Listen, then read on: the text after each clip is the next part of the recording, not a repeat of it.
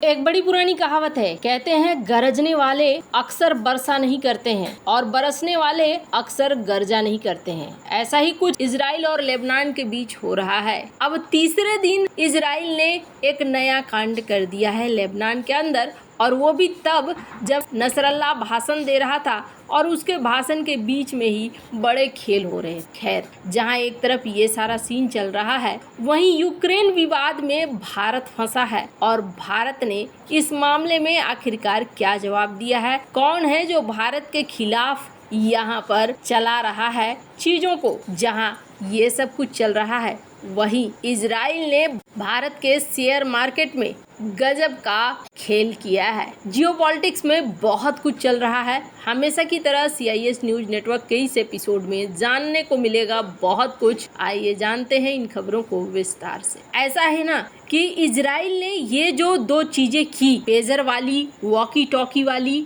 इसके बाद सिर्फ लेबनान ही नहीं, दुनिया भर में हलचल मची हुई है। हमने कल आपको बताया था कि चाइना के अंदर भी चेक हो रहा है और भारत के आर्मी को भी चेक करना चाहिए। भारत क्या, इस वक्त दुनिया का हर डिपार्टमेंट जरूर चेक कर रहा होगा डिफेंस का कि उनके यहाँ ऐसा कुछ तो नहीं है। पर इन सब के बीच में एक चीज और देखी गई कि कई सारी एयरलाइंस लेबनान जाने वाले, लेबनान से आने वाले लोगों के लिए खास ऑर्डर दे रही है कि आप एयरपोर्ट पर ही चेक कीजिए, किसी भी पेजर के साथ, वॉकी टॉकी के साथ कोई भी यात्री विमान में सफर न करे। मतलब डर इस कदर फैल गया है। पर इन सब के बीच में नसरल्लाह सामने आया। नसरल्लाह जो हिजबुल्लाह का चीफ है, उसे तो अपने आप को शक्तिशाली दिखाना है और उसने इस बात को कहा कि देखो जी, टेंशन मत लो, इजराइल को ये सारा चीज भुगतना होगा। इजराइल ने रेड लाइन क्रॉस कर दिया। असली आतंकवाद तो इजराइल ने फैला दिया। इजराइल की वजह से निर्दोष लोग, आम लोग इसमें मारे गए। हमारे बहुत सारे वॉकी टॉकी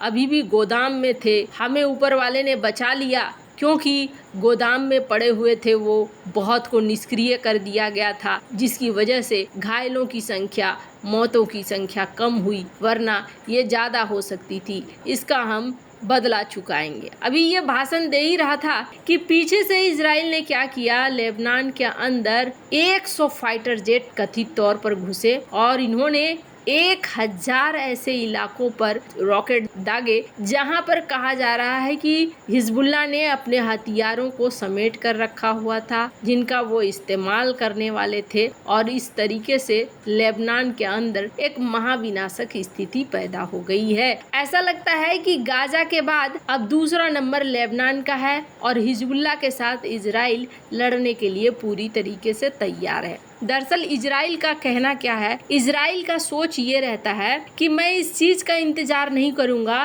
कि तुम मुझ पर हमला करो, मैं इस चीज का इंतजार बिल्कुल नहीं करूंगा कि हमारे लोग मारे जाएं तब हम एक्शन लें, बल्कि अगर मुझे लगता है तुमसे खतरा है तो मैं तुम्हें हटा दूंगा। यही उनका सिद्धांत है। और इसका सबसे बड़ा उदाहरण ये देखिए कि UN में अभी ये कहा गया, बहुत सारे देशों ने समर्थन भी किया, प्रस्ताव भी पारित हो गया कि इजराइल अब तुम हट जाओ उन इलाकों से जहां अपने सेना को तुमने बिठा रखा है, फलस्तीन के इलाकों से। गाजा वगैरह को लेकर बात हो रही है, पर इजराइल का कहना है कि हमने बड़ी मुश्किल से इन क्षेत्रों में अपने लोगों को बिठाकर अपने लिए खतरा कम किया है। अगर हम हट जाएंगे तो एक बार फिर से हमास ताकतवर हो जाएगा, हमारे लिए कहानी घूम फिर कर वहीं आ जाएगी। तो यहाँ पर ये वाला सीन UN में बन रहा है। हालांकि इजराइल को लेकर अब दुनिया थोड़े सख्ते में भी है। अब चाहे वो सख्ता ऊपर से हो या फिर एकदम सचमुच वाला हो। अब इसका उदाहरण देखिए, अमेरिका के मित्र देश हैं जर्मनी, लेकिन जर्मनी ने कहा है कि अब हम अप्रूवल नहीं देंगे, ऐसे कोई भी हथियार को बेचने नहीं देंगे इजराइल को जो कि जंग में इस्तेमाल होता हो, यानी हथियार वाले चीजें नहीं जाएंगी। ये बात इन्होंने, जर्मनी ने कह दिया। अब भारत के ऊपर भी आरोप लगता है कि भारत इजराइल को हथियार देता है। इस पर भारत ने एक चीज साफ करी है। हालांकि भारत ने एक और मुद्दा जो रूस यूक्रेन का है, उस मुद्दे को लेकर भी साफ किया है। दरअसल हुआ क्या है, रॉयटर्स ने एक खबर दी है और इस खबर में कहा है कि रूस ने 2 बार भारत को मना किया, लेकिन फिर भी भारत ने यूक्रेन को हथियार दे दिया। एक बात तो ये है कि ये संभव नहीं है कि भारत रूस के खिलाफ जाकर सीधे सीधे यूक्रेन को कुछ हथियार दे। तो भारत के मिनिस्ट्री के द्वारा भी साफ साफ कहा गया कि ये जो चीजें फैलाई जा रही है, गलत चीजें फैलाई जा रही है। हमने यूक्रेन को कोई भी इस तरीके का हथियार नहीं दिया है, हमने नियमों का उल्लंघन भी नहीं किया है। अब मामला क्या है, भारत ने एक पॉलिसी बना रखी है। भारत ने कहा है कि जिनको हम हथियार बेचेंगे वही देश हथियार का इस्तेमाल करेंगे, वरना कंपनियां हथियार बेचना बंद कर दे।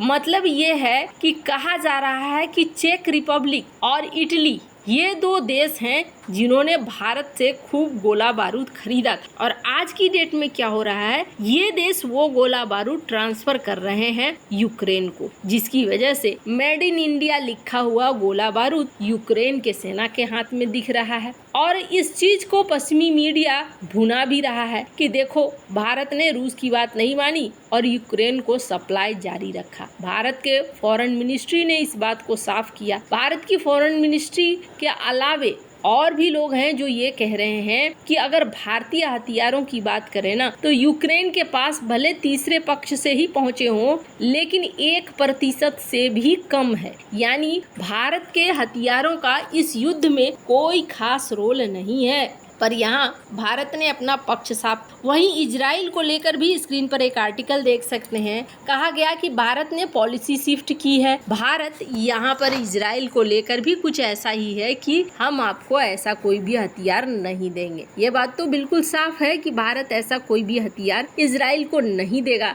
जो युद्ध में इस्तेमाल हो।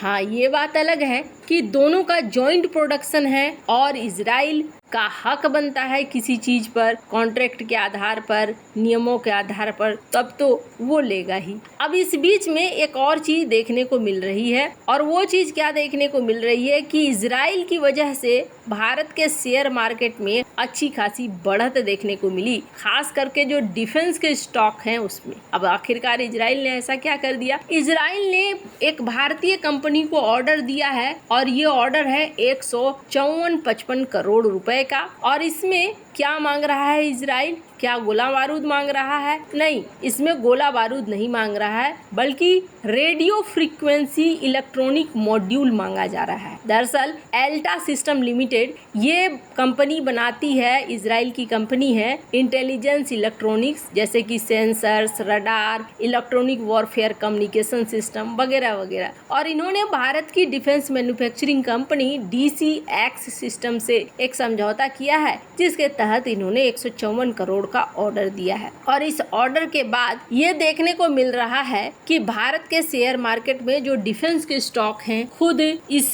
DCX सिस्टम के जो स्टॉक्स हैं, ये भी अच्छे खासे 5% की बढ़ोतरी के साथ ये बढ़े हैं। खैर, अब भारत और इजराइल की जिस तरीके की दोस्ती है, इस दोस्ती में बहुत सारी चीजें ऐसी बनती है कि भारत को धर्म संकट में डाल सके। ऐसे आपको क्या लगता है, इन सब मामले में आपकी क्या राय है, कमेंट कर जरूर बताएं। जल्द मिलते हैं अगले वीडियो में नई खबर के साथ।